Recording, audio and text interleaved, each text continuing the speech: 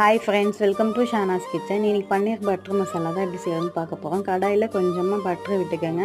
பட்டை, லவங்கம், காஞ்ச மிளகா, பூண்டு, வெங்காயம், தக்காளி, கொஞ்சமாக கல் உப்பு சேர்த்து நல்லா வதக்கிக்கோங்க. அது வதங்கின உடனே ஆக விட்டுறேங்க. அதுக்கப்புறம் நம்ம பன்னீர் எடுத்தோம் இல்லையா, அது நல்லா நம்மளுக்கு என்ன சைஸில் வேணுமோ வெட்டி தண்ணியில் கழுவி ஓரமாக எடுத்து வச்சுருங்க. கொஞ்சமாக கடாயில் பட்டரே விட்டு இந்த பன்னீரெல்லாம் ஒரு நார்மலாக ஃப்ரை பண்ணி எடுத்துருங்க. நல்லா சாஃப்டாக இருக்கணும், அந்த மாதிரி ஃப்ரை பண்ணிக்கிங்க. அதுக்கப்புறம் ஆறின மசாலாவை ஜாரில் 2 பேட்சாக போட்டு அரைச்சி வச்சுக்கிட்டேன்.